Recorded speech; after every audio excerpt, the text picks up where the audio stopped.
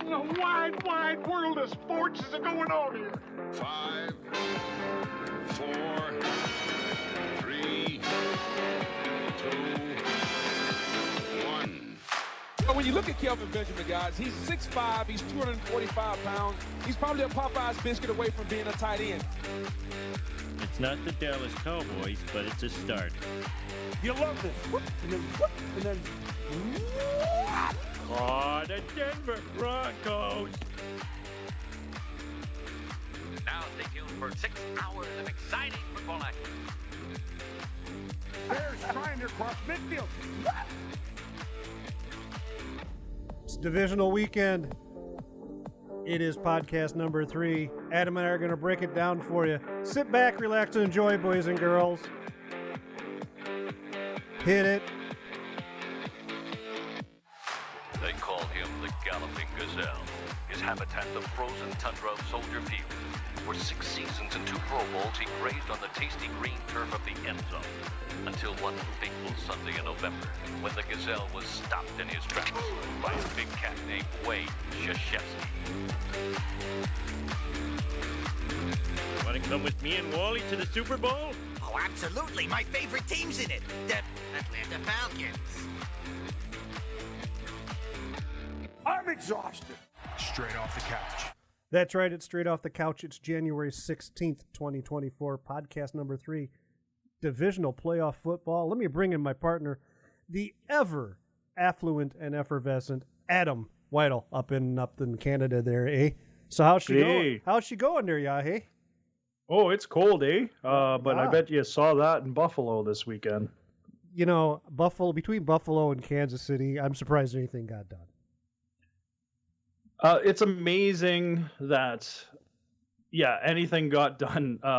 The fish going to the frozen tundra on Saturday, and then the game in Buffalo being postponed due to snow. I am so mad I didn't get to watch the Dolphins-Niners. I'm just so mad about that still. It would have been a fun one to watch. 2 temperate teams that are, going to meet, but whatever. The Dolphins obviously have some fixing to do, and we'll get into that in this episode. So we're going to review what happened last week, and let's start with the Browns-Texans. Right off the bat, I think C.J. Stroud's the real deal. Oh, 100%. We totally called that game wrong. Right. The 4 and the 5 seed could go either way. We kind of went with the dark horse team because Flacco was balling out. Unfortunately, his Achilles heel threw 2 picks, one for a pick 6, and the other one actually converted to points anyway. So, yeah, he just didn't look sharp. The Browns' offense didn't produce very well for them. The running game had a couple of flashes, but nothing major. But Stroud could do no wrong. Their defense, obviously, pick 6, another interception. When they got back on offense, Stroud led that team and got them points. And we turn out with a 45-14 score, Texans over the Browns.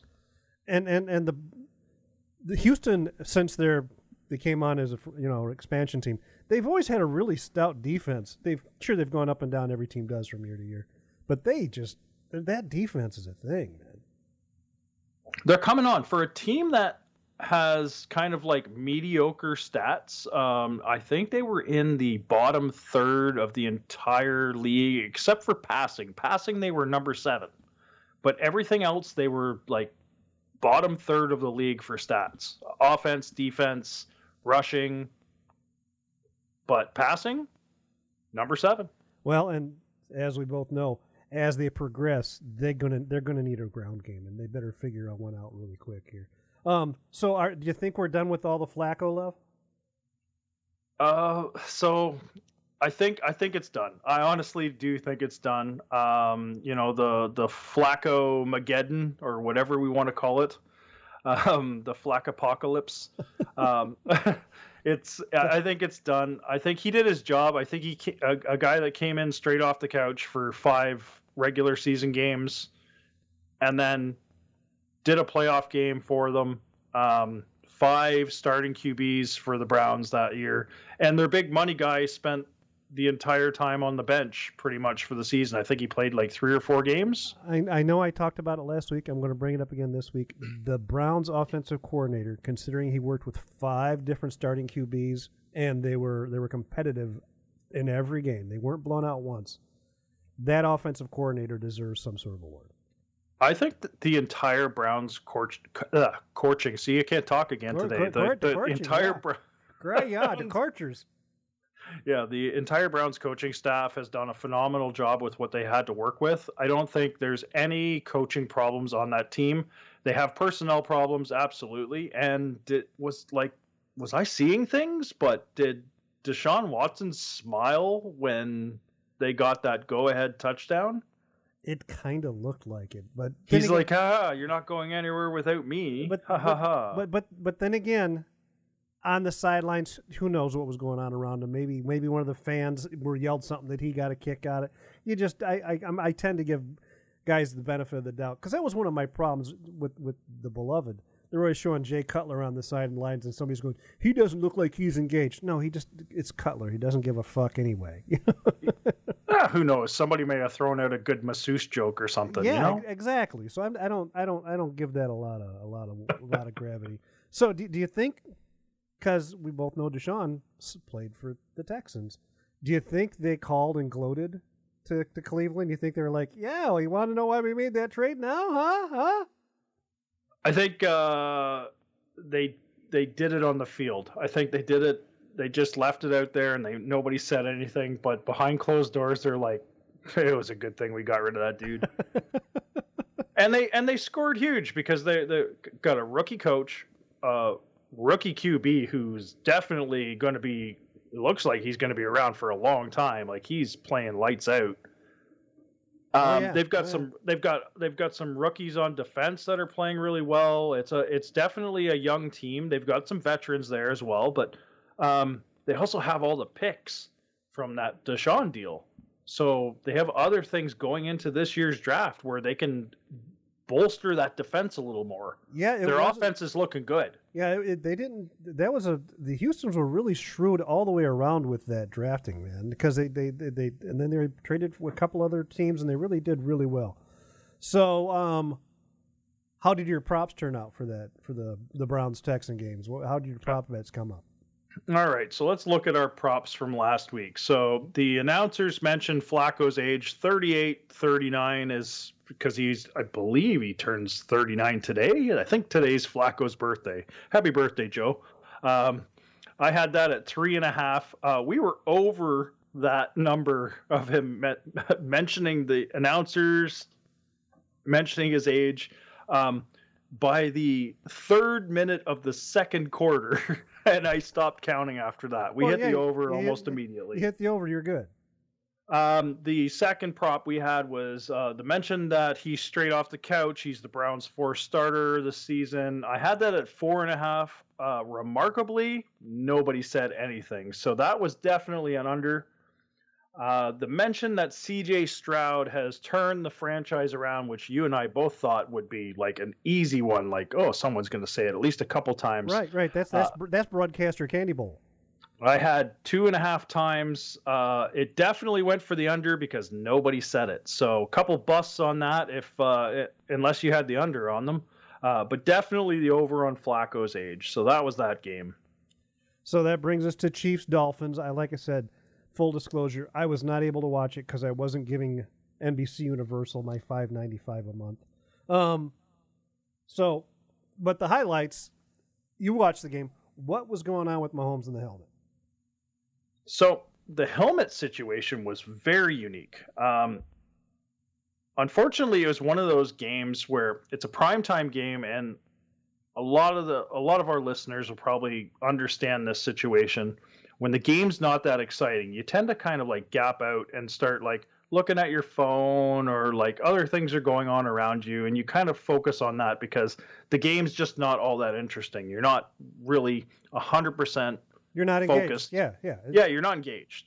But luckily during that portion where Mahomes broke his helmet, it was a huge drive, so it got exciting again. and Mahomes did a little run thing, charged down the field for a first down, put his helmet down just by the goal line.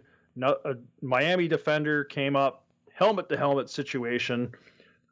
I don't know whose fault it is. It certainly looked like Mahomes put his helmet down, broke the helmet. Piece went flying.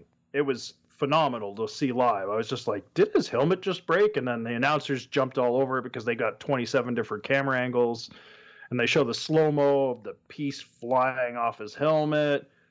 But nobody says anything, and he continues to play the next play with a broken helmet. Now, I did see Terry McAuley, former NFL official Terry McAuley, thought at the time the official should have stepped in. They should have been charged a timeout, and he should have been right away, as soon as the piece went flying, stop play, get him a new helmet, get him fixed up. And that didn't happen, right? There was like 2 plays before they did it? So I want to say at least 1 play happened after the helmet breakage. It could have been 2 plays. I'm thinking what happened from my recollection, because I haven't watched any of the replays or anything. It's just from my live perspective. They did get 1 more play off, and then on the second play when they were set, the refs came over and said, whoa, Patrick, your helmet's broken. And he's like, he kind of looked at them like, what are you talking about?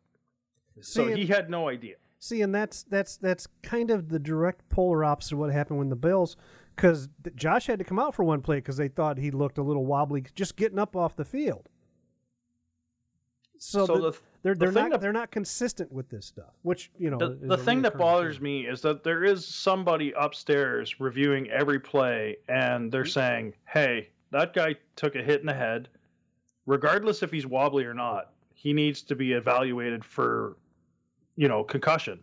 Not just upstairs. It's a playoff game. New York is watching that too. Somebody in the league office was watching too. But they have a dedicated person for player safety that makes those calls and tells the refs, hey, that guy took a hit in the head. And things that we don't even see, like big plays where there's just like, it's 11 on 11 just mashup trying to get 1 yard, and they somehow pick out like 2 guys that butted heads, and they're just like, okay, these 2 guys are off for the next play because they have to be evaluated. But nothing like that. So I really have questions when it comes to the league on like what their standards actually are, and if they do give leeway for certain players or certain teams. Because if that was anybody else, in my opinion, and we do have to say in my opinion, unfortunately, we need a disclaimer at the beginning of the show. Yeah. In my opinion, if that was anybody else, they'd have to sit out a play to at least be evaluated in the blue tent, or for an equipment change. Well, the independent or a timeout would have to be taken, but they just stopped the clock. Yeah. And they said, Patrick, we'll stop the clock for you.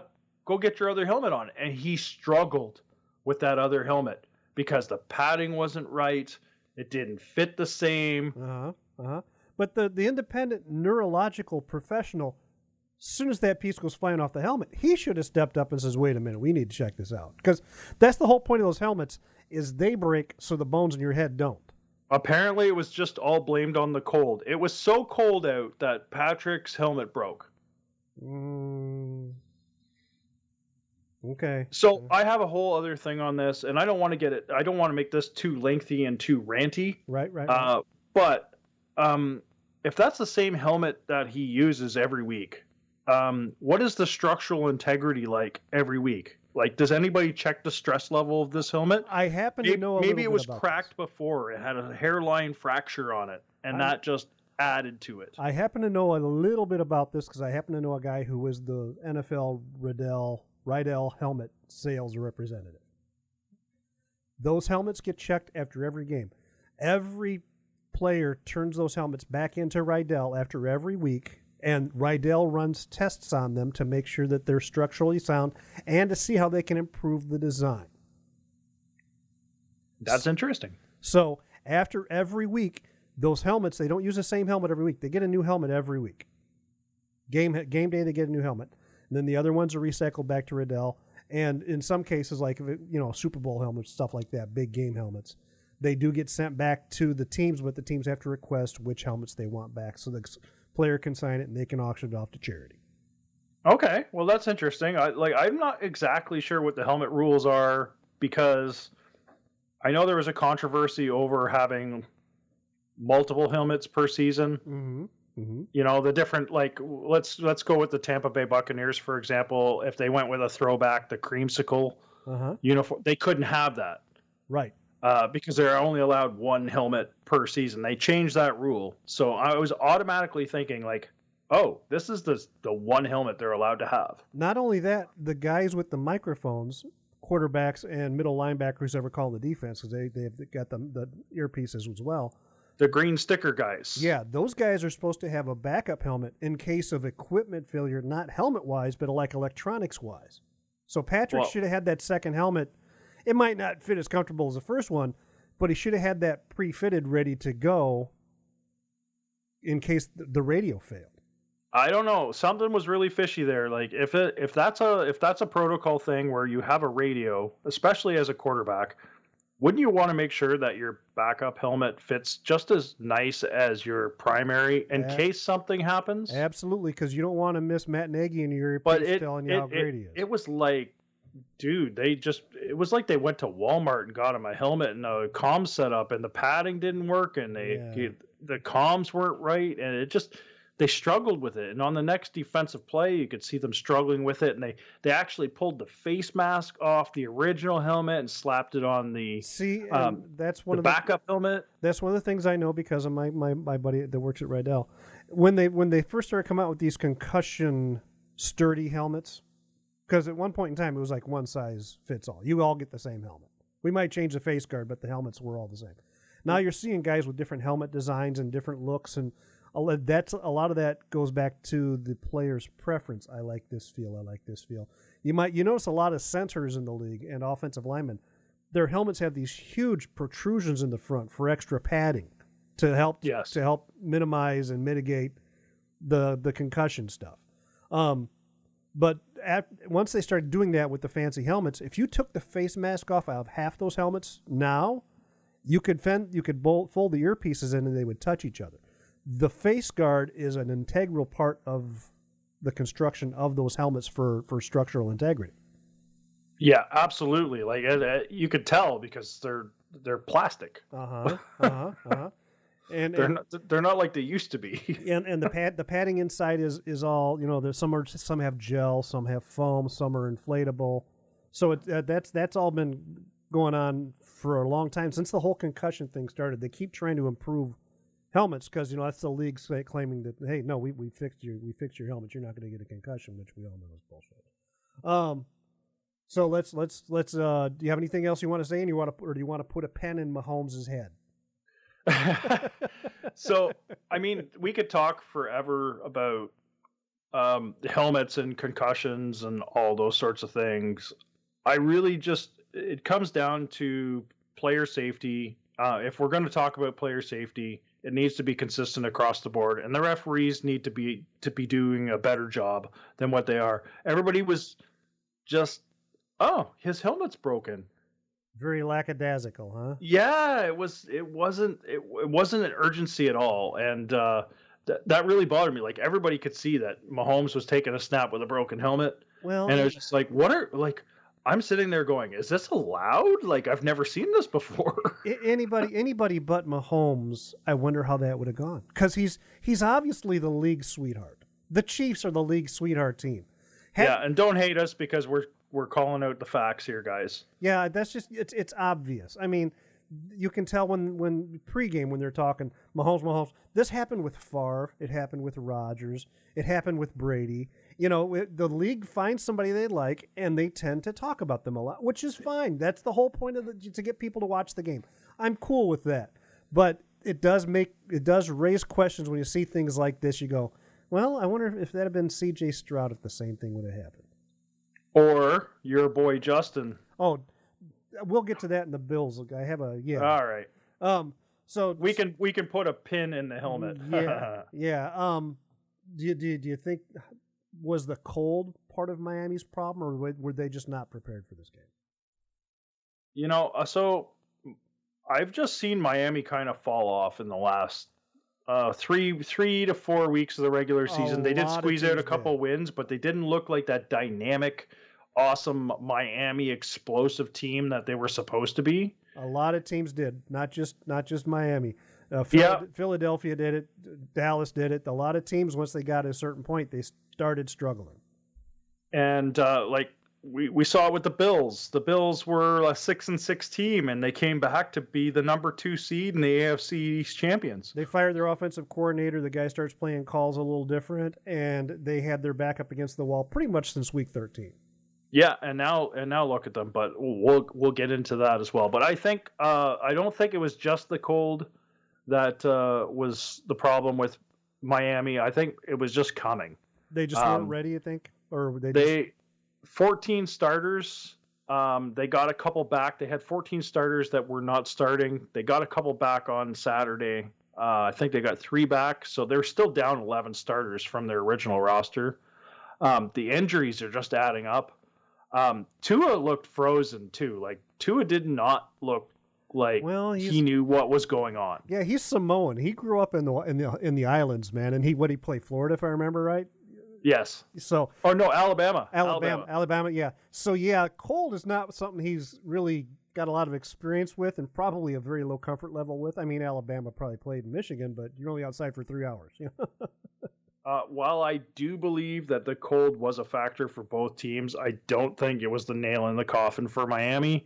That game, I did call the Chiefs for the under. It was 44.5 points. Chiefs did win, and it was under. They went unders because I know I usually take overs. At the end of the game, I did see there was a minor, I don't want to call it a controversy, but it was a kerfuffle. After the game, Tua and Mahomes are in the middle of the field. They're hugging it out. You know, hug it out, bitches. And I appreciate you, dog. You did a good job. And then Tua leans in and he goes, "Hey, man, can we trade jerseys?" And they had the mic over top of them. Yeah, and Patrick says, "No, I promised it to somebody else, but I'll send you one."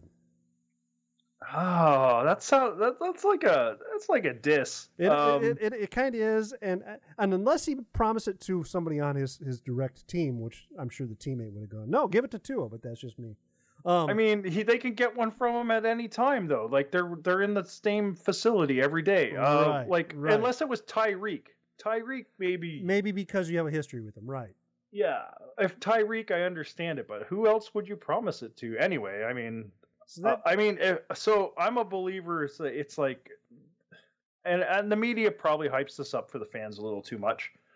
But if a quarterback goes to another quarterback at the end of the game and says, "Hey, want to do a jersey swap?" I think it should be automatic. Like, yeah, man, I respect you. You're not exactly playing each other. You're just on. But you just said, "I really appreciate you, dog." Okay, put your money where your mouth is. Let's trade jerseys. Yeah, let's trade jerseys. No, sorry, I promised it to somebody else. So, what were the props in this one? Oh yeah, props. The Taylor Swift prop. The Taylor Swift camera pan. How many times will we see Taylor Swift? I think you had it at like 8.5. 8.5. We hit the over. It was 12. Not surprised. I'm not surprised. Chiefs receivers drop passes. I had that. I figured this was modest because they were going to clean up their game and it was going to be a big run game because of the temperatures that we knew were coming. Right. 3.5, and it was over. They dropped 4 passes. Well, I'm sure the temperature had a little bit to do with that. Was that the only props we had for that game? Nope. The last one I threw in a total number of challenge flags. I had it 2.5, and we actually had 2 challenge flags, so it was under. Oh, it took the under on the challenge flag. Andy Reid and what the hell's his name? Yoga Pants? Oh yeah, Mike McDaniels. Yeah, McDaniels. Sorry. They both threw one each. One thing I do want to touch on in this game, it was like not a lot of people got to see it. You alluded to that earlier. It was on Peacock. I'm not sure how this affects a lot of people. I wasn't sure how it was going to affect me. Apparently, I got the game because of the licensing and everything, and we talked about that in the last episode. So I got to see the game, thankfully. There was a lot of complaints during the game that I saw on X and other social media platforms that people couldn't connect to Peacock, or there was glitchy, pixelated stuff going on. And here's a little inside baseball for the boys and girls, Adam. I work for an internet service provider during the day, so I know a little bit about streaming quality and how this works. They added how many last-minute subscriptions? It was in the tens of millions, if I remember right. Well, it's funny you asked that because I have the stats. They got 23 million views of that game. 23 million unique views. 23 million unique views. Boys and girls. So NBC has one of the better streaming platforms. NBC, I watch everything I do is streaming. I don't have any over-the-air broadcast or any cable at all. Everything is streamed. NBC football, when I watch it on Sunday nights, is a solid platform.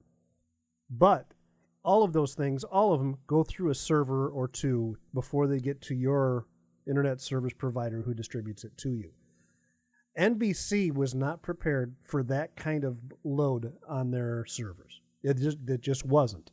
Yeah, there was not enough supply and too much demand. Correct. And that causes issues.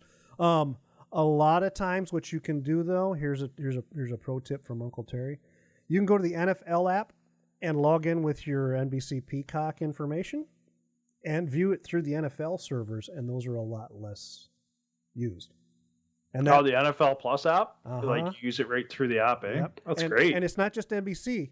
Works for Fox, CBS, NBC, ESPN. Yeah, it doesn't work for us Canucks. Yeah, but ESPN actually has a standalone app. And if the NFL's, I've actually done the third tier on sometimes then with ESPN stuff, where I don't like, ESPN through Sling is not working real good. Well, so I go to the NFL app. That's not working real well.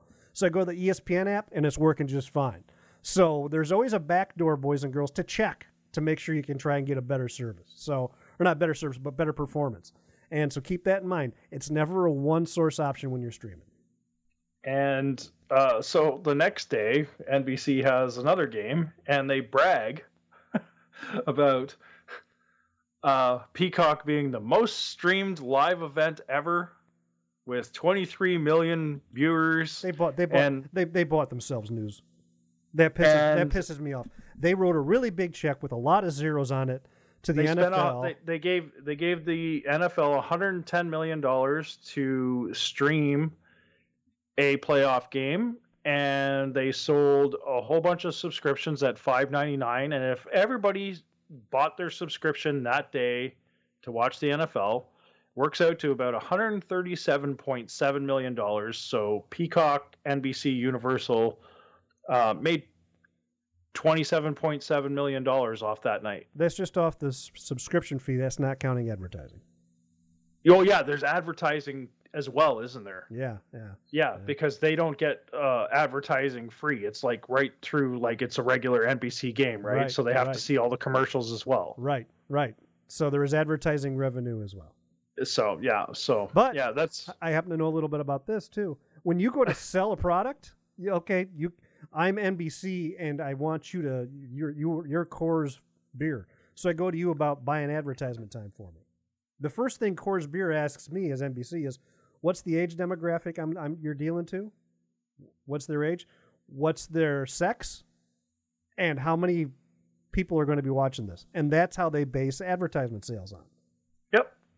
So, yeah, they got not just the $117 million, they also got the advertisement revenue as well. I'm sure everybody's heard enough about this, and then we're beating it to death. And we're probably losing listeners at this point talking about statistics. I don't like it. I think it was a shitty thing to do for the playoffs. I'm sure it's going to happen again. Regular season, I'm fine with it. Regular season, I really am, because I watch Thursday Night Football on Amazon Prime.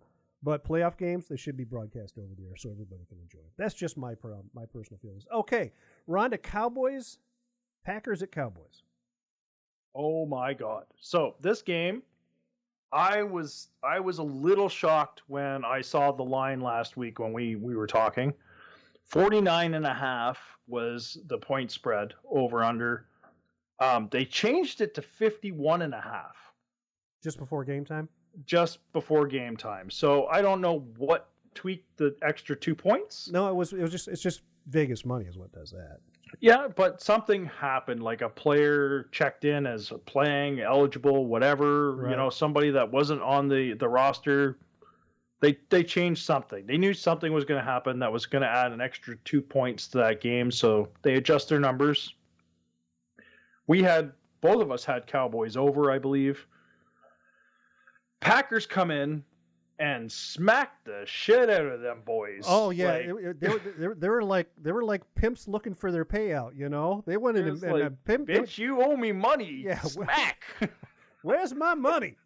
Bitch, better have my money, because that's what it looked like. I mean, and Jordan Love it's his 4th year in the league now. He spent 3 years on the bench behind Rodgers, who spent 3 years on the bench behind Favre. I hate to say this. Do the Packers have finally figured out how to make this work? I think they have a proven formula. I'm not going to lie. I always feel like the Pack is the only team in the league that doesn't go through a complete rebuild process. They don't. They always stay relevant, and they're also the only team in the league that isn't owned by like one dude. No, they're owned. You can actually, a couple of friends of mine have ownership certificates. You can own a piece of the Packers. You can own a piece of it. They're like a stock. They're a publicly traded entity. Yes. Yeah. Do you think it's a time for Dallas to make wholesale changes, or because they can't seem to get past the playoffs? And that's Jerry Johnson wants to be past the playoffs. So their last playoff win was last year, versus Tampa Bay. They smacked the shit out of Tampa Bay. Right. Coincidentally, Tom Brady's last game as a Buccaneer, he retired after that. Right. They went on to the next round and failed miserably. I don't know what to make of the Cowboys. I don't know if it's a coaching situation. I don't know if it's a talent situation. This is a team that had won like 15 or 16 in a row at home. They were undefeated this year at home. Undefeated. They're undefeated this year at home, but last year they were pretty much undefeated as well. It was like 7-1. I think it was 7-1. They lost like one game to, I think, the Lions at the very beginning of the year. Yeah. So they won 15 or 16 in a row at home. Like they were basically indestructible at home, and then the Pack comes in. And it was like 27-3 or something by the half. It was ridiculous. Oh, yeah. Or 27-7, because they got that last-second touchdown by Ferguson. Right. But no, Green Bay just came in, and they started beating them and kept beating them, man. It was brutal. And I did not see that coming. When I saw the coin flip and the Pack won and they chose to take the ball, I was just like, oh, they got a plan. Like, they've got a serious plan. Like, everybody defers. Because they want the ball in the second half. Yeah. No, not the Packers. They just didn't want that number one offense at home coming out and making the first strike, because they knew that soon as the Cowboys get a lead, they're hard to beat. Well, and the Cowboys defense usually plays man. For some reason, they were playing a lot more zone. And Love was finding people wide open in the middle of that zone all night long. I'm telling you, as soon as they scored those first points, game plan was over for Dallas. Yeah. They didn't know what to do. Their defense looked completely confused all the time. Their offense could not get anything going. And Green Bay's running back is, because I see him twice a year, I can tell you. He's a force. He can change the course of a game all by himself. And when he wasn't running over Dallas, when they decided, okay, we got to put 8 men in the box, Jordan was dropping back and hitting his tight end and wide receivers wide open. So it was hats off to LaFleur. And again, I hate to say this, it was a well-coached, well-prepared team. I know this is a cringe-worthy moment for you to say hats off, but Packers 48, Cowboys 32 final score, and a lot of that was junk time at the end, though. Yeah, it was garbage time football. The Packers were just like, we'll give them all the soft spots. We don't care. There's no way that they can come back and beat us. And they just let them score some like garbage points. Well, it was so funny. that they could keep their guys healthy for the next round. It was funny because they rotate in the backup, and then Dallas scores 2, and they were like, "Wait a minute, get Love back out there." Yeah, they're just like, let's make it competitive again. But yeah, is it time for a makeover in Dallas? Probably. I don't know what the problem is there. There's a lot of cowboy pride and a lot of cowboy ego that I think really gets into this scenario. I don't think there's a lot of people, and I'm not throwing out accusations, but judging by their fans, I do not think there's a lot of people in that organization that can say objectively, these guys are good. Cowboys coaching staff, higher ups are just like, we're going to beat these guys 100%. How about them Cowboys? Like, that's the mentality. Oh, and Mike McCarthy, one of the knocks when he was in Green Bay coaching up Aaron Rodgers was he couldn't put together a playoff run and he couldn't finish in tight situations. Yeah. I mean, guilty as charged. How about them Cowboys? Now, hey, Jimmy, you and I was just getting there, man. You and I were watching that game, not together. We're not. Adam's in Canada and I'm down near Chicago, so it's But we text back and forth. We both had the same reaction. That halftime show with Jimmy Johnson giving his halftime speech to his Cowboy players. Oh, the Ring of Honor thing, yeah. I fucking hated that, and here's why. For my reportage, I want balanced, I want unbiased, I want fair reporting. If Jimmy would have come in there and said, "My Cowboys," we're talking about the Fox broadcast, the halftime show with Strahan and Gronk and the guys. Yeah. And Bradshaw. If he'd have come out at halftime and said, "Look, here's what I see," and given me some analysis, I wouldn't have had a problem. But he came out and became a fucking cheerleader. I've got a problem. Oh yeah. Now. Coaching in the locker room, like broadcasting live on the halftime report, and I was totally turned off by that. I believe if I'm tuning into a broadcast and I have no horse in the race, I need unbiased opinions. And I get that these guys all have affiliations with previous teams and they have their love for their team, and that's allowed. That's Terry cool. and I both have love for our own teams that we followed for years.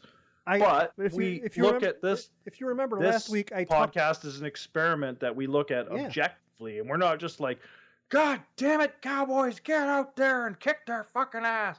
Like, that's what Jimmy Johnson was doing. If you remember right, last week I talked about how much I hate the Packers. And we're talking about the Packers right now. And how many times have I said hats off to him? Good this, good that. You're evolving. No.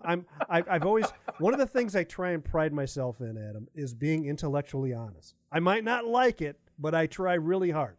Yeah, you have to separate your feelings from facts. Yeah, you do. And Jimmy Johnson didn't do that. And then the fact that the other members on that crew stood around cheering him on, somebody should have stepped up and says, okay, cute, but what's going on with the game? The entire halftime broadcast was him ranting about his halftime speech. And I don't think they had anything on the teleprompter for the other guys as soon as Jimmy went off. And as I told you, like, I love Gronk. I love him to death. He's New England royalty, but he literally just learned to read last week. So he's not. Eventually he'll be Sorry, that guy. Gronk, I love you, buddy. Eventually he'll be that guy, but he's not the guy to step up and tell a Hall of Fame coach. He was the only guy in that broadcast that was actually saying anything. Yeah, Terry Bradshaw has lost, he lost a wheel somewhere. He could not complete a sentence or a thought. Bradshaw has become Bob Hope. How about that Brooke Shield and shoe oil? I mean, that was Bradshaw's like, yeah, and the quarterback, and that was a good play there. I mean, come on, it's that's the whole Fox thing needs a workover. It does need a workover. I agree with you 100%. Jimmy Johnson should go just because of that fiasco. I think Jimmy and Terry Bradshaw should both take a long walk in a pasture somewhere together. And I know people. And I'm sorry to say, like, anybody that's a fan of these guys, like, they did their due diligence. They played, in the league, coached in the league, whatever it may be. They've put their stamp on the NFL.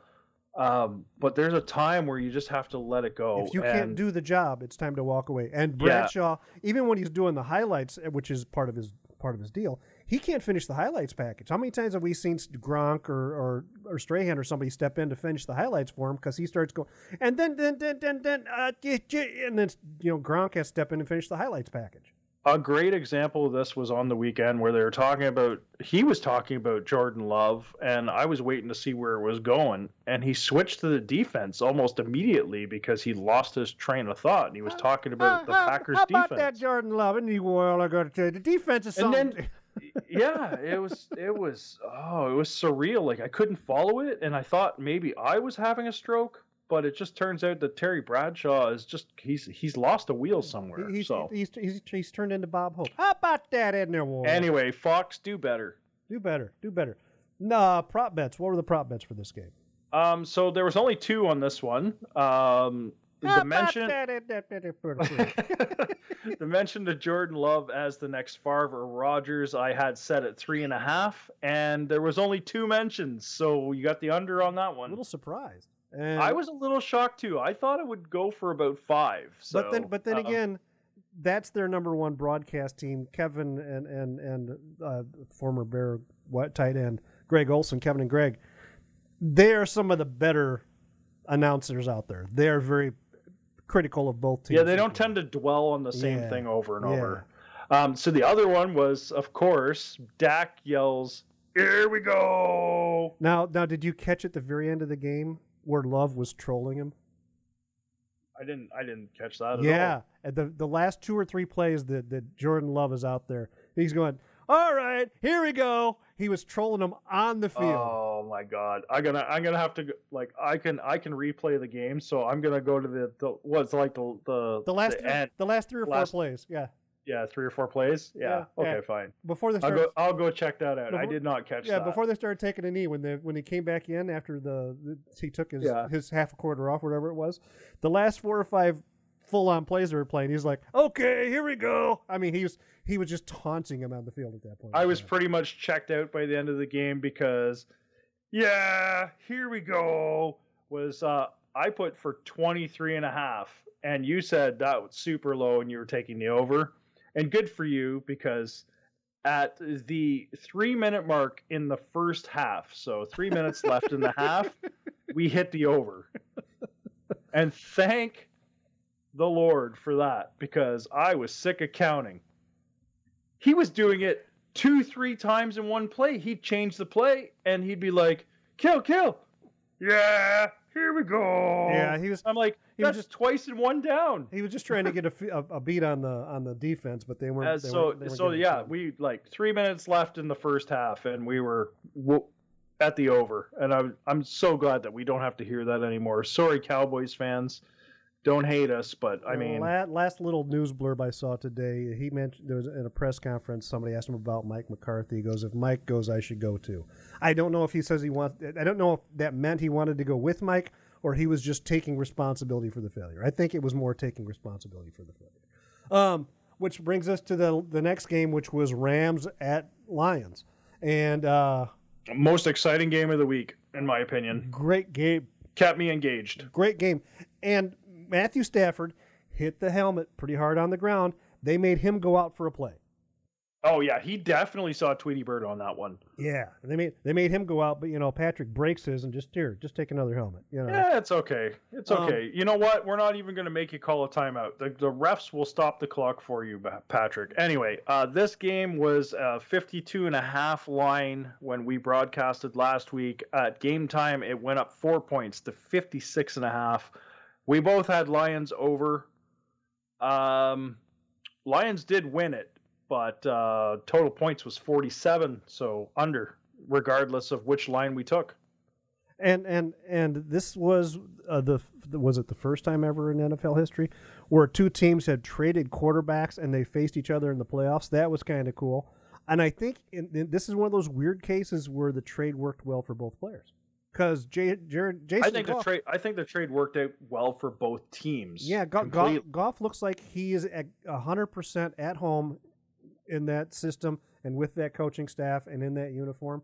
And the same thing for Matthew Stafford. I mean, he won a Super Bowl. So God bless both of them. I'm happy for both of them. And they said it in the broadcast, like, hey, this guy was with us forever, and then the first year he's gone, we have to watch him get a Super Bowl. Which that's what we wanted. Like, these guys were angry. They were hungry. They weren't going to let Stafford No, and it was kind of cool because the pregame. I don't know if you watched the pregame, but they were talking to Stafford's wife, and his wife told them that when they're not watching the Rams, when they're watching their dad, the kids are, which he has 4 daughters, the girls are watching Lions games with Dad. So Dad is still a fan of the Lions. Yeah, she had to tell him who to cheer for. Yeah, no, we cheer for Daddy this game. which I thought was kind of cute, And he's got all those kids look like they're like 2 months apart. Like they're all very young girls. Like, well, his wife is some twins in or something. His wife is very attractive. I'd be going back for seconds and thirds too. That's just me. But the Lions were due. They were due, and they played a really good game. It was a really well-coached game. It was, like you said, the best game of the weekend. Both sides of the ball, everybody played really hard. There was not a lot of errant flags thrown around. Special teams were really good. I thoroughly enjoyed that game as well. Yeah, I was engaged the entire time, and the fact that it ended on a 1-point win, and the Lions could have gone down and made, but why? Why? Yeah, it was a good way for the Lions to win. Yeah, absolutely. And not disrespecting the other team by when they could have taken a knee, scoring more points on the board, and absolutely well done all the way around. Hats off. Yep.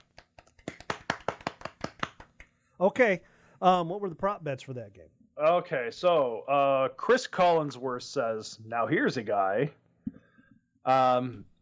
I think he's on to me. I think they're listening. I think the whole league is listening to us, Adam, because they're tweaking and adjusting.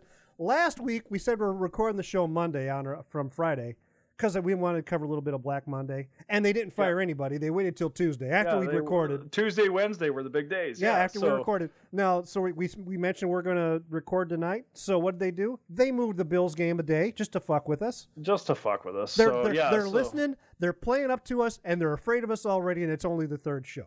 I can get behind that. Chris Collinsworth says, "Now here's a guy," and I had that for 5.5, and he said it 0 times. So definitely the under. I have heard him say this. I swear to you, I have heard him say it like 10 times in a night. Oh yeah. And he said it. Nothing. I can't believe it. No, I know. I was a little shocked too because you're right. That's one of his pieces of verbal acne that pops up all the time. I don't know what happened there. Anyway, Lions go for it on 4th down. I said 3.5 times. You said that might be a little low. I was like, sounds about right. 2 twice. The only reason we're counting the second one, even though a snap didn't get off, they got called on a false start, which actually wasn't a false start. But the reason why they didn't go for it on 4th down is they didn't have many 4th downs. They didn't really have to. They didn't really have to either. They weren't in a situation where they had to. So that was an under. The reference of the QBs traded to the opposing team. I had it at 4.5 times. It was at 5 by the half. So it was an over. Well, cool. So that brings us to Steelers at Bills. Did anybody really think the Steelers had a chance? I did. I honestly did.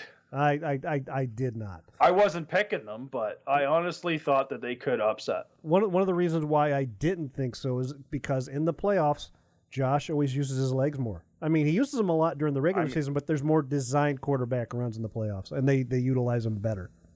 So this game was scheduled for 1:00 on Sunday. It ended up going off at 4:30 on Monday. And Bills Mafia, God bless you for going out there with your shovels and helping dig it out. And digging out your seats 45 minutes before the game. It was the only game in Bills history where seat numbers did not matter. It was, if you have a ticket, pick your seat. It was festival seating, huh? Yeah, festival seating. So Steelers 17 at Bills 31. The line on this game last week when we met was 40.5. It was reduced to 36.5, probably due to the winter storm. I believe both of you and I had Bills over. It definitely was Bills, and it definitely was over. So what were the props on this one? So the props on this one was Josh Allen throws an interception at 1.5, and he didn't throw a pick. So definitely an under there, and good for you, Josh, for playing a nice clean game. He's one of those guys that just when the playoffs come, he changes. There's a extra gear he seems to find. I'm gonna stop picking on him every week. He's redeemed himself for at least 1 week. The other prop I had was it snows in Orchard Park on game day. Well, this one is interesting because technically it didn't snow in Orchard Park yesterday. But it did snow in Orchard Park on Sunday when they were supposed to play. Right. So you guys pick. Was it over or under? You pick. I don't know. But words matter. So I said on game day. So for some people, could be a technicality. For others, game day, I don't know. Game day was Sunday. Yeah, game day was Sunday. It was an over. That was a rain delay. So yeah. Then I had discussion of the new stadium, and I had that for 2.5 because I figured it's cold. It's January. I didn't hear it once. Not once. So that was an under. And that brings us to the last game. Congrats on the Bills to moving on, though. Yeah, and I'm really looking forward. We'll talk about this a little bit later, but I'm really looking forward to that game with the Chiefs this weekend. Brings us to Eagle Bucks. Our boy Baker's growing up. Oh, is he ever growing up? He played a good game. He's such a big boy now. Our little guy. Come here, little guy. Yeah, he's such a handsome man. Come on. Let's go get some Dairy Queen, big boy. Yeah, Baker played lights out yesterday. He had throws that weren't being caught. He had 6 drops in the first half. They were on the money. He was throwing dimes. He was hitting them right in the numbers, and they were just not. Mike Evans had 2 drops in the first quarter, and Mike Evans doesn't do that. I was going to say in a very Mike Evans unlike performance. Yeah, he doesn't do that. Like Baker was on the money. Oh my God! He was on the sidelines being jovial and talking everybody up and high fiving. He was fully engaged in it. Oh yeah, he was and had the best season of his career, believe it or not. Now, this might be a prop bet for the future. How many times is Troy going to mention that he knew Emmitt Smith? So he said it 4 times last night. So I only feel like it's during a game where it's like garbage time, where he doesn't expect a run game because the Bucks were not expected to run the ball at all because they're a very pass eccentric team. I always feel like Troy brings that up when a team is very heavy on the pass and not so much the run. And if I were his wide receiver, number 88, I'd be on the horn going, "You got a lot of love for Emmett. What about me, man?" Michael should be on the horn to him going, "Fuck Emmett. I want my props too, man." Yeah, that's definitely a prop that we're probably going to have to work in if things continue.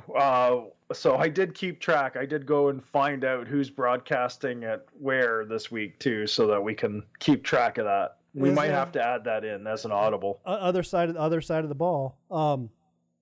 Kelsey retired. So yeah, is Philly? Is it time for them to blow it up? Because they do seem to be under the current ownership group. They do seem to be a lot more reactionary than they were in the past. So this game was at the end of it, Tampa Bay 32, Eagles 9. The line was 43.5, and it did not change come game time. Bucks under was the call. It's just under, like by 1.5 points.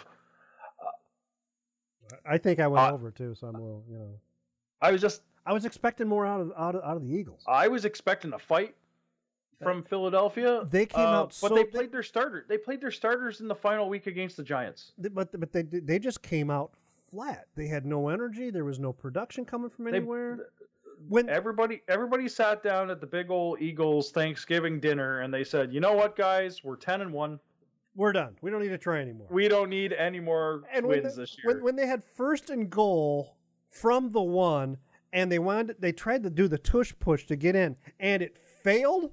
Right then and there, you're like, Eagles are done. They're done like dinner, man. I saw it a different way. I saw a Bucks defense that I have not seen in a very long time. Those guys were everywhere. They looked stout. They were like a swarm of wasps. They were just all over the place. There was a red jersey everywhere, and sometimes 3 or 4. And another thing that happens a lot in the early part of the season, didn't happen much last night. The quarterback for the Eagles didn't use his legs a whole bunch. I'm not sure what's going on with that team. There was one or two runs, but he kept either pitching or throwing, and it just wasn't working out for him. Because they do a lot of that triple option stuff, and he was not taking the ball himself. I wonder if his fingers bothering him that much that he didn't feel he could hold the ball, because that can be a thing. Because everybody in the league now tries to do the peanut punch, So they looked like they didn't want to be there, and the longer the game went, the more that impression came up. And Aikman said this in the broadcast a bunch of times. He called it out. He said, this is a team that really doesn't look like they want to be here. He called out their body language. Yeah, and it was evident. It was, I don't know what's going on in Philly. There's got to be something going on. There was that one. It was like, I want to say the third quarter. They were showing the sidelines, and the tight end is getting in the quarterback's face when he's sitting on the bench, and it was kind of reading his lips. I know I'm kind of filling in some blanks here, but it was more like, we need to get the fuck up. We can't keep dragging ass like this. Yeah, I don't know what's happening in Philly, but there's something up there. And I mean, Jason Kelce, my God, what a great human being and an awesome player. I mean, he's going to be first ballot Hall of Famer. I don't think he could have taken any more of the brotherly shoves. He was on the bottom of that pile, I don't know, like 40 some odd times this year. And that was one of the reasons why they worked, is because he could get lower and get more leverage and push just enough to give them their quarterback a chance to take a step. And he's like, it was his 12th season, 15th season? So he entered the league 2011, yes.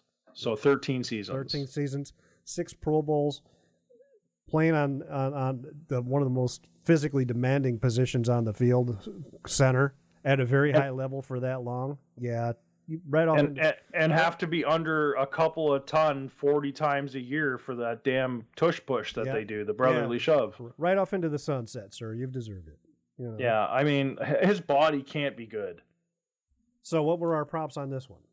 So I had Troy Aikman say, I don't understand, because he says that a lot, and I swear they're listening, because he only said it once.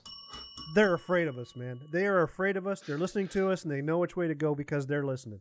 So this had some fun prop bets. So that was definitely an under. I had the fan on the field, Philly coming to Tampa Bay. It was either going to happen or it didn't. I looked at all social today to see if we missed it, because sometimes the camera will cut away if there's a fan on the field. It did not happen. I was kind of hoping Kevin Hart would try and run out there and take the ball, because it's Kevin fucking Hart. That's what he does. The camera shows disgruntled Eagles fans. Well, oh my God, they had plenty of screen time. I had that at 5.5 because Eagles fans away always seem disgruntled. Well, and probably some that were born in Philly now living in Tampa because it's warmer, and they were probably getting tickets. So yeah, there was plenty of them. But that third and fourth quarter, the camera would just be like, disgruntled Eagles fan, disgruntled Eagles fan, disgruntled. Yeah. I'm like, we're over. Yeah, just in one quarter we were over. We hit the over. I stopped counting at 10. I was just like, yeah, I'm done. I think the last guy I counted was the guy with the shoulder pads, the painted face, and the green mohawk. That was the last guy that I counted, and I was just like, yeah, we've hit the over. There's no sense counting anymore. My last prop bet on this one was Baker gets hit so bad that he looks hurt but continues to play anyway. He got hit once that looked like it could happen, but it didn't seem to affect him. He just popped right let's back be honest, Philly didn't play defense at all during this game. So that was definitely an under. No. Don't you take this away from my man Baker, man. Baker had them so fucking confused. Don't you? That wasn't Philly underperforming. That was Baker overperforming, man. Okay. Well, our boy's grown up. Maybe he's learned to dodge, dip, dive. Yeah, dodge, dip, duck, dodge, and dive. Yeah, the 5 Ds of dodgeball. Sure. So that brings us to this week's games. First one up is Texas at Ravens. This one's on ESPN. What's the line right now? 44.5. And we get to listen to Joe Buck and Troy Aikman. I'm going to go over. I feel like this is going to be an over. We have Ravens are first in the league in rushing, obviously with Lamar's legs. And they do have a serious running back situation going on. They're also 6th in offense and defense. But the Texans are 7th passing, and we saw how that worked out. Complete destruction of the Browns last week. They're also middle of the road on offense and defense, 12th and 14th, respectively. I am going to take Ravens over. I'm taking Ravens over as well. And this will be a kind of a fun game to watch because you got Jackson, who's probably going to win the MVP this year, and Stroud, who's an up-and-comer. So you kind of got the old grizzled veteran who's still performing at an extremely high level. You got the rookie at a really high level. This will be a fun one to watch just to see how they handle all that stuff. I do have my apprehensions about this game, though. We thought, good old Joe coming straight off the couch was going to make it a game last week. And, CJ looked really good. And he does. That leadership transferred over to the defense. Baltimore sitting all their starters week 18, having a bye week. They haven't played in a while. It's going to be almost 3 weeks. Yeah. And I'm not a fan. This could be an upset game. Likely not, but I get it. I get it because you're worried about injuries. You're worried about. I get all the logic behind it. I'm not a fan of that sitting them the last game of the season if you got it locked up, because a lot of the playoffs, which we're seeing right now, especially with let's say the Buccaneers, momentum is an issue when you hit the playoffs. The Packers, but look at momentum. Philly. They didn't sit any of their starters at week 18, and they broke everybody. Yeah, but their momentum was, like you said, from Thanksgiving on, their momentum was shit. Wasn't the case. I don't know what the right answer is there, but I feel like the Ravens are going to be a little flat to begin with, and the Texans are kind of on a high. So I'd expect a Texans lead at the end of the first half, and the Ravens to come on and win this game in the end. And this game's going to be on ESPN. It's most likely the last game we'll see ESPN this season, which I'm perfectly fine with. The ESPN's got the worst sound engineer in the industry. I swear to God, it's uneven, it's muffled. 1 minute somebody's too loud, the next minute they're not loud enough. They need to do something with their sound guy, but they're, it's Joe Buck and Troy Aikman, and that's a quality broadcasting, but just they need to do something with the sound engineer, and I hate that stupid intro of theirs. I can deal without ESPN unless we get Boomer's fastest 3 minutes. That's the only thing I really look forward to is Boomer's fastest 3 minutes, and we don't get that in the playoffs. So what are our prop bets for this game? Okay, so the mentions. I mean, Troy's got a dog on somebody, or he's got to over accentuate some stat. So Joe isn't too far off, to be honest. He kind of him and Troy seem to they're kind of like a beach volleyball team. They're always setting each other up for the spike. Here you go. They help each other at the ball washing station. Yeah. So I think we're going to see or we're going to hear Rookie of the Year, CJ Stroud 3.5 times. He's going to be Rookie of the Year. Yeah, they help each other at the ball washing station and at the golf course too. Yeah, there you go. I think we're going to have 3.5 mentions. League MVP Lamar Jackson. I think. I don't think. I'm just throwing some out there for people that watch the game. A Ravens fan dressed up as a bird, like full-on bird. I've got that at 0.5, so it happens or it doesn't. And then I threw in a weird one. But the weird ones are fun, man. Go ahead. A Texans fan dressed up as some sort of wrestler, either like a pro wrestler or one of those what are the ones with the masks? The Cuba Libre, or not Cuba Libre? Yes, the Mucha Libre, yeah. Yeah, Yeah. that's what I'm talking about. Like some form of wrestler, either a professional like WWE personality Now, or would just having the belt on count? no, it has to be full on. You gotta have the leotard and it has everything. to be Okay. recognizable. It can't be Okay. like, hey, I'm wearing a wrestling Now, belt. now, No. if they're dressed up as Roddy Piper from They Live, would that count? Yeah, for sure. Okay, because Yeah, but it has to be. You have to be wearing Texans garb. no, but yeah, but you know, blue jeans and a flannel shirt. As long as he's got the Texans garb on, that's you know.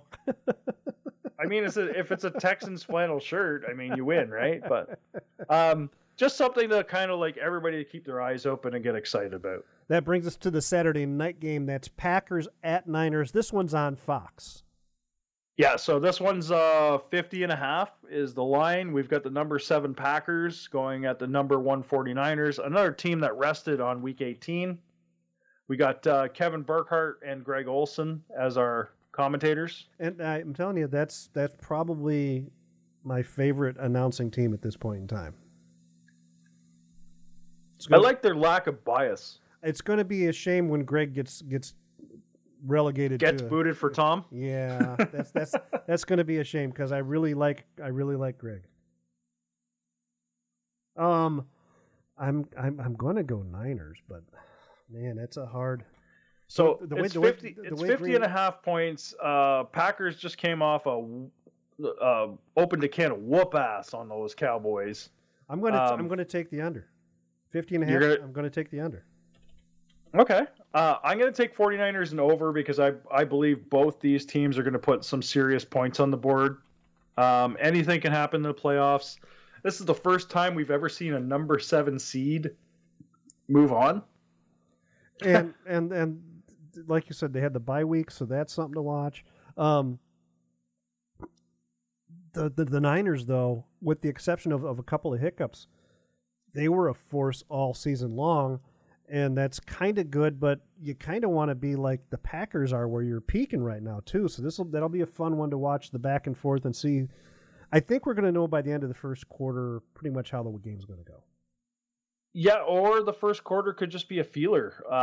These guys don't play each other a lot. So 49ers are the second in offense in the league, 8th defense. They're coming off a bye where they also sat a lot of their starters on week 18. I don't know how that's going to affect them. But they have I said last week, Pack is the middle in every category. And they're between that 10 and 20 range on every category, and the they showed Niners, us what that statistic does in the playoffs. The Niners just have a much better running game than Dallas, and I think that's going to take a lot of that Packers defense because they weren't worn out by the Cowboys. That's for fucking sure. No, and I mean both those games that we watched, where Cowboys they were it's our year. Philly, former Super Bowl contender. Both those teams looked awful. They came within a hair's breadth of being the Super Bowl champion. It was a 3-point game, Yeah, and it was decided by bad officiating, in my opinion. But whatever. I had some friends over, and there was probably a little too much bubbly flowing. So, well, like I who said, am I to judge at that point? Like I said, this one's on Fox. This Saturday night game. What are your props? Props are the mention of Joe Montana, because it is in San Francisco.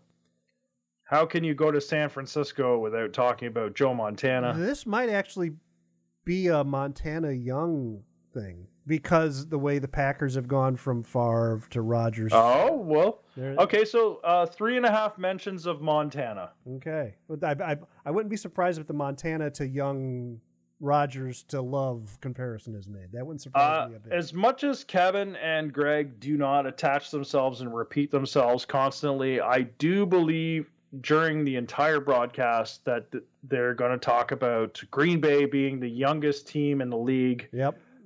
The average age of like 25 years old. Because we only hear that about every 15 seconds anyway.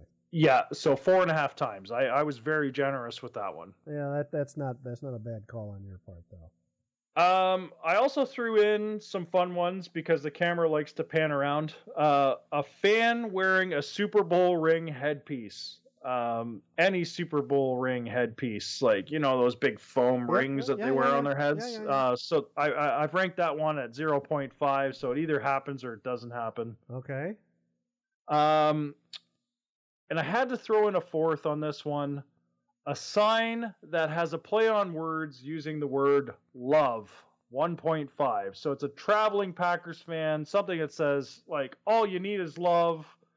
Love is all we need. Something like that. San Francisco is the city of brotherly love. So there you go. Yeah. There's that too. But yeah, I think some fan is going to make a sign that they're going to pan in on, especially after Love throws an awesome pass or a touchdown or something like that, and they're going to focus on the crowd. They're going to focus on one of these signs. We love Jordan, something like that. Yeah. Yeah, something. Where they're going to it's a play on words on Jordan Love. So that brings us to the Sunday afternoon game. It's on NBC. It's Tampa Bay at Detroit. Now, this one has a weird wrinkle because if the Packers should happen to beat the 49ers, Lions would have home field if they win. Or the Bucks would have home field if they win, which is really weird. So there's so many weird things about this game. First of all, it's at 3 o'clock Eastern time. We never get games at 3 o'clock, so it's 2 o'clock Central. Mm-hmm. We never get games at that time. For the playoffs, though, they always push them back a little bit. They always adjust it so they can get them. Yeah, but 3 o'clock is such a weird time to start a game. Number 4 Buccaneers walk into the number 3 Lions den on NBC. 48.5 points is the spread. We get Mike Tirico and Chris, here's a guy, Collinsworth. Yeah, this is because it's just 4 games. We're going to get every broadcast company's A game. We're going to get all the good guys. We're not going to get A team gets the reps. No more. That's all there is. No more Iron Eagle for this season. Yeah. And ESPN and NBC, when they got to their B crew, it really was a big drop off quality wise because they just don't do a lot of games. What are your props? What's the line on this one? So the line is 48.5. Couple mentions is the Bucks are in the bottom third of every stat in the entire league. They certainly didn't look like they were playing that way last night, but yeah, defense, offense, everything's in the bottom third of the league. What was the over or the line? The line's 48.5. I think I would take the over. The Lions are second in passing, and they have the third overall offense in the league. I like David Montgomery. Former Chicago Bear. I'm definitely taking Lions over. I really hate to say that because our boy Baker he's coming on. Just make sure we have plenty of animal crackers and a juice box in case something happens. And I'm not going to be upset either way this game ends. The Lions have proven what they had to prove. They have a team that is going to come into next year regardless. I know Lions fans right now, it's Super Bowl or bust for them. They have a Cinderella story that they want to accomplish. But I'm also looking at Baker's story, and I'm looking at people like Chris Godwin and Mike Evans, like guys that have stayed on Tampa forever, and that's their franchise. Like, they don't want to leave. They don't want to leave, and if they, I don't think at this point in time the Bucs are going to do a lot of blowing up anyway, because they weren't expected to get this far. No, but I mean, either way, I'm very happy with the turnout. I mean, I would love to see Detroit move forward just because they've worked so hard to get that number 3 seed, and they are the top seed if San Francisco falls out of it. We matter of fact, next week, because we'll have the 2 games to talk about next week, we may be joined on the phone by Chris Bratchett, my coworker, who's a huge Detroit fan. So that might happen. So it might not happen if Tampa wins, is what you're saying. That might not happen if Tampa wins. Matter of fact, I might not see Chris next week if Tampa wins. If Tampa wins, we may have to do a suicide watch on him. I'm very excited for the people of Detroit right now, but I'm also very excited for Baker Mayfield. And I mean, Tampa won a Super Bowl 2021. Theirs is more recent. Yeah, You've got and they won it with my boy. So I mean, after he moved on from New England, but it was a COVID year, so I don't know how much that actually counts. There was no fans in the stands for most of the year. I'm not gonna be upset either way, but I kind of just want to see the Lions. I think there's more in the future for Baker. I think Baker's proven himself on a minimal contract. I think he can have a really great year next year. He gambled on himself and he won. I don't know. It's one of those things where I don't really have a horse in the race, but I love both of their stories. I've got Lions over. That's where I'm at too. Lions over. Realistically, I think the Lions have the better team. The Buccaneers team that we saw against the Eagles last night, I don't think we're going to see again. You think that was a fluke, huh? I don't know. Compared to the Panthers game the week before, it was so stagnant. I was texting you, was it last night, or I think it was last night, because there was some point where even though Baker was playing really well, it was like, oh my God, this game is taking forever. Oh yeah, the second half took on forever. And first half flew by. And second quarter. Sorry, it's not like there was a lot of flags, because penalties can slow a game down. There was a lot of commercial breaks in the second quarter for some reason. It was ridiculous. And I remember texting you and my buddy Chris, and I was like, "Is this game taking a long time, or is it just me?" And it wasn't just me. So that brings us to our last game. That's Sunday night. That's on CBS. So we're going to we got props first. Oh, we got props. I'm sorry, we got props.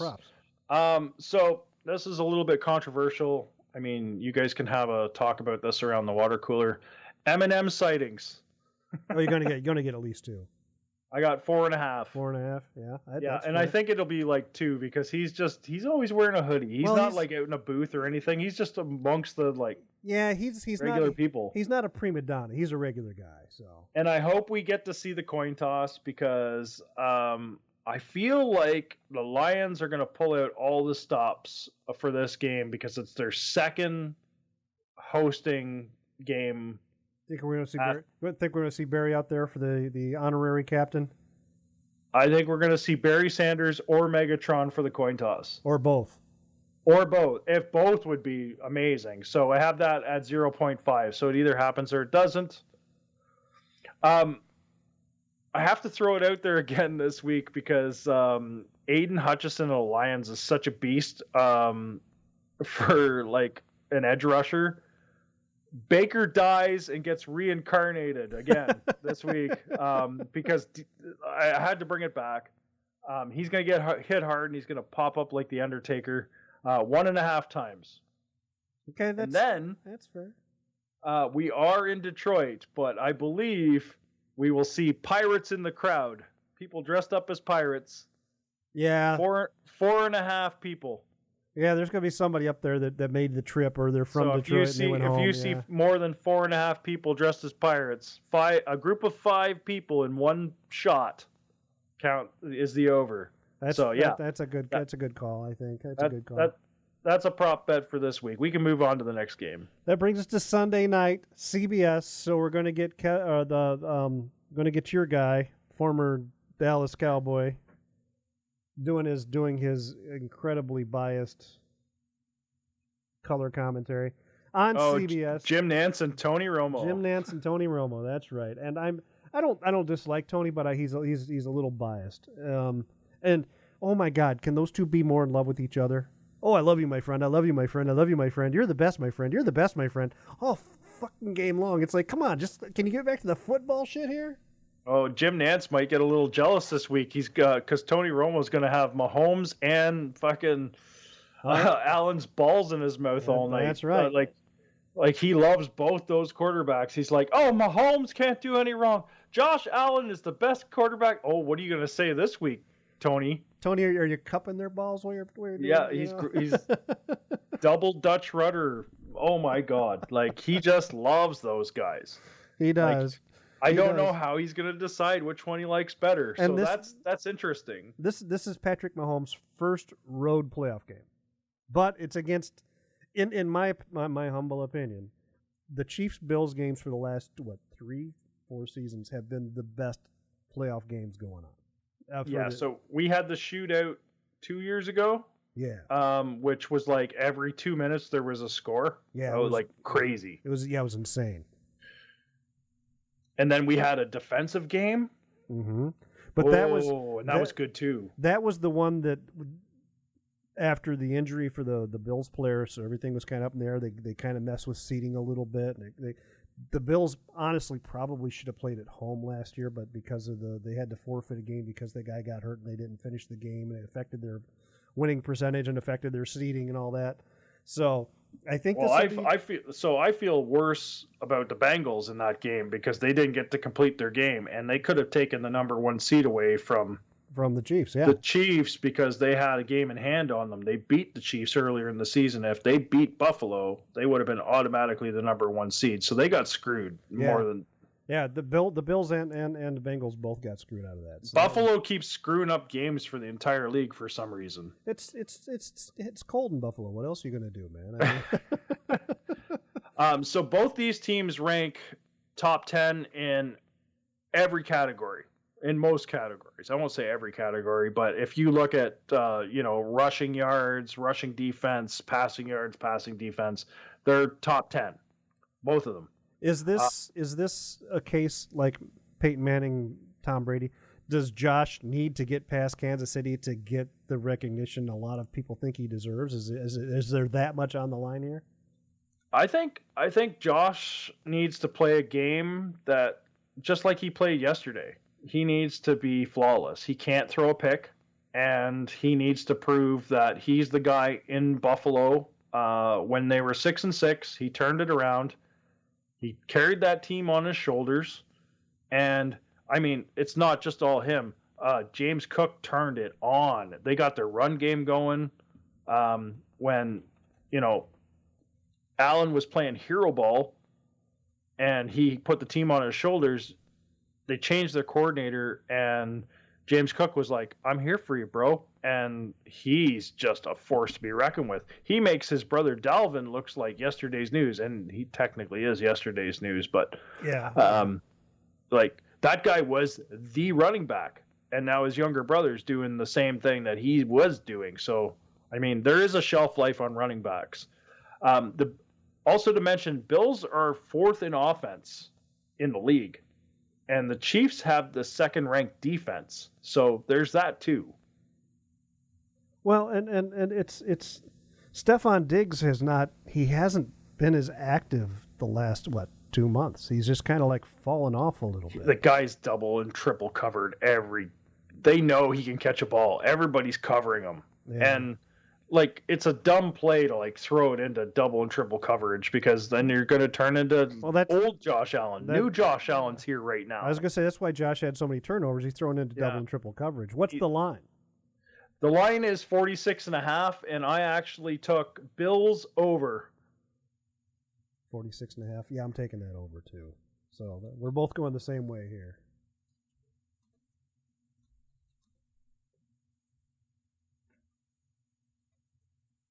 Now the props on this are going to be interesting. What do you got?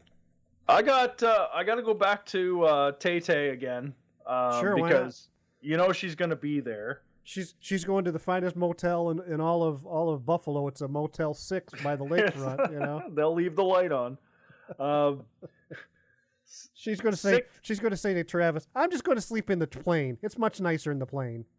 I went a lot lighter this week. I had 8.5 last week. She was spotted 12 times. I went with 6.5 because I do not believe she's going to be seen in Buffalo as much. Yeah. And the broadcast has changed to CBS versus NBC. Yep. Also, to add to that, another prop bet that kind of includes it is that Romo will refuse to acknowledge Taylor Swift 0.5. So he either acknowledges her or he doesn't. He's like, "Oh, look at all the..." Like last time she was on the screen, he was like, "Oh, and everybody's happy and all the friends are happy," and he didn't say her name. Yeah, no. I think he was mad because she's getting more attention than Tony's beloved Dolly Parton. But I got a lot of prop bets for this one because I know there's a lot of Buffalo fans, and I mean, this is probably going to be the game of the week, to be honest.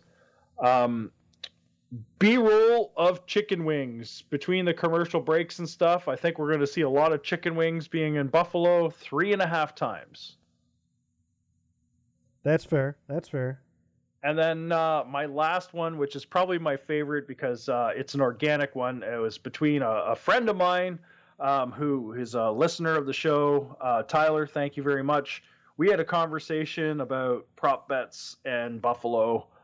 And he says, what would be your line on shirtless Buffalo fans? And I said, about 6.5. Yeah, he's like, that's fair. There was 2 of them when they were shoveling snow. So the argument was, he sees that as fair because he could see a group of 4 or 5 of them showing up at once. So 6.5 is a fun line. It's also going to be a lot warmer there this week than it was in the previous game. Like it's actually the temperature's supposed to go up about 10 or 15 degrees. It's going to be above 0. Yeah. Yeah. So it's actually going to be more beneficial for shirtless guys. So 6.5. Oh, by the way, Tyler, who did mention that, he makes some awesome 3D football memorabilia, like wall plaques and stuff with their stadiums and things. All LED lit and stuff. And I will actually drop a link in our on our Facebook page for you guys to check that out. But he does all the teams. He's got a Buffalo one. He's got Miami. I've seen Green Bay. I've seen the Lions. So by the way, boys and girls, we do have a Facebook page, Straight Off the Couch Facebook group. Go. Yeah, so follow that if you're not following that. And then I'll link you to Elliot Laser Creations, who makes all these awesome 3D prints for the football peeps. And yeah, like I love interacting. So if you ever want to interact with us, you can interact on our Facebook page. Terry, you've got... I have phone capabilities if you want to call us on Facebook Messenger or, shoot us your phone number and I can call you on a regular phone. But yeah, we can take phone calls while we're doing the show. So that's not a problem. If you want to do that, you're more than welcome to join us. Just give us heads up. Shoot us a message. You can find me at TREMUP on Twitter, or X, I should say. Yeah, and I am Adam Off the Couch on X, or hit us up on the Book of Faces. The Book of Faces. That is, if you're not one of the millions of people who have been banned from there. You said something too political and they took you off the air. So that's it for us this week. It's podcast number 3, divisional playoffs. After this weekend, then we're into the championship round, so only 2 games. Things are heating up, and I'm enjoying the hell out of it. Thank you very much, Adam, for your time and for doing this. It's been fun. We're not done yet, though. Boys and girls, make sure you download us. We're available on Apple Music. We're on Google Music. We're on Spotify. Spotify is probably the easiest place to find us.